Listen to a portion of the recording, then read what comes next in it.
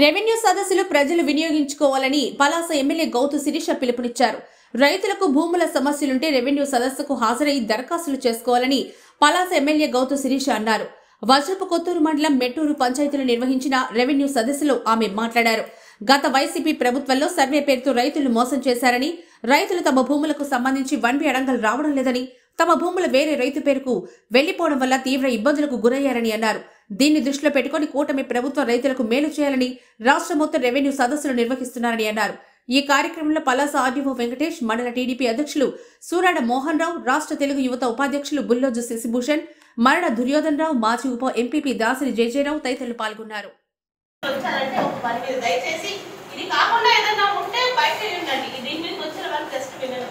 అయితే రెండో సంవత్సరం మరి తాతల్లో వంశపారంపర్యంగా కొన్ని భూములు వచ్చేదాన్ని కొంచెం తిరిగిపోయిన వాళ్ళు చదువుకున్న వాళ్ళు అయితే అది చేసుకున్నారు.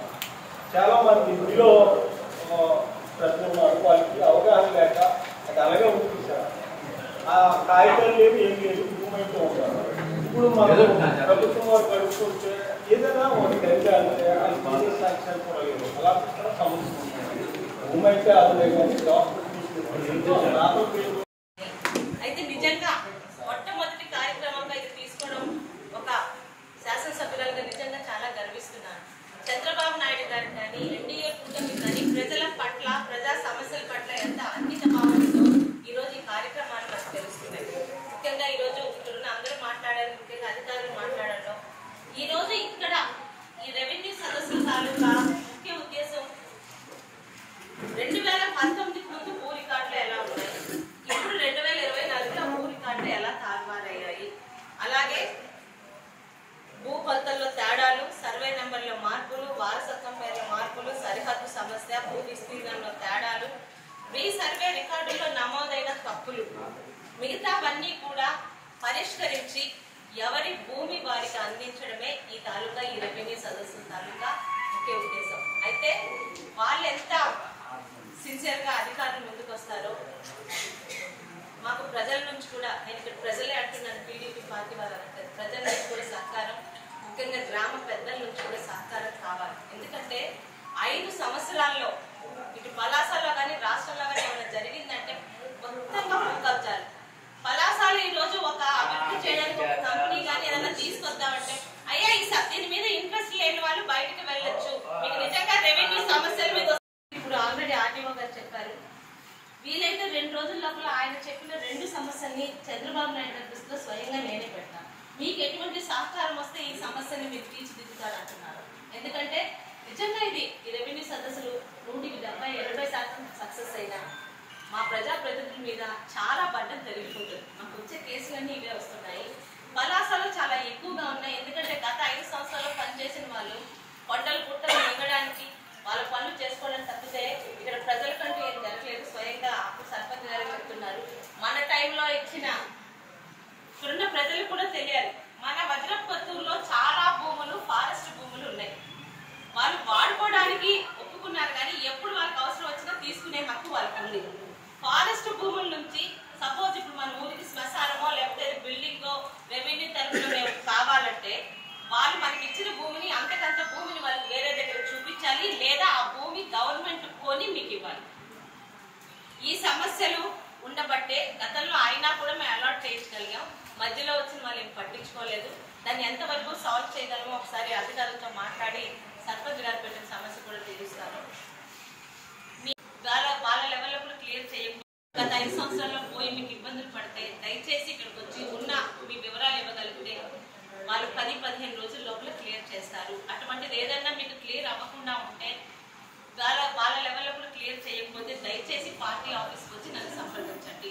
ఎందుకంటే ఎవరి భూమి మీ భూమిని కాపాడాల్సిన బాధ్యత ప్రజాప్రతినిధిగా మాది. మీ ఆస్తులనే మీకు కాపాడలేకపోతే మేము ఇక్కడ ఉండి కూడా పని చేయలేము. మీరు కూడా నిజాయితీగా మాకు సహకరిస్తారని మీరు ఉపన్యాసాలు ఇవ్వడానికి రాలేదు. ఇది ఒక మంచి కార్యక్రమం. ఈ కార్యక్రమాన్ని మాత్రం విజయవంతం మీ సహకారంతో, ఇక్కడున్న నాయకులు, రెవెన్యూ అధికారుల సహకారంతో విజయవంతం చేసి మళ్ళీ మాకు గ్రీవెన్స్లు అన్నవి రెవెన్యూ నుంచి రాకుండా ఉంటాయని కోరుకుంటున్నాను. ఎవరన్నా ఏదన్నా మాట్లాడదలుచుకుంటే దయచేసి గ్రామస్తుల నుంచి మాట్లాడారు. రికార్డులు ఇప్పుడు లేవు, ఆ రికార్డులు తగలబెట్టేశారు. ఆ రోజు పనిచేసిన అధికారుల్ని మళ్ళీ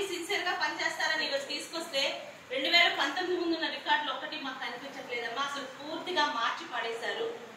మరి పలాసలోనే ఆ దొంగలు ఎక్కువ ఉన్నారో లేకపోతే రాష్ట్రంలో ఉన్నారో కానీ ఒక్క సెంటు భూమి కూడా ఈరోజు ప్రజలకు కానీ ప్రజల గురించి ఏమైనా కట్టుకోవడానికి ఇవ్వడానికి లేదు. దీనికి మీ సహకారం కావాలి. ఇందాక సర్పంచ్ గారు ఒక మాట అన్నారు, ఇదే అధికారులు అప్పుడు ఎందుకు పనిచేయలేదు అని. నడిపించే నాయకుడు బట్టే అధికారులు కూడా పనిచేస్తారండి.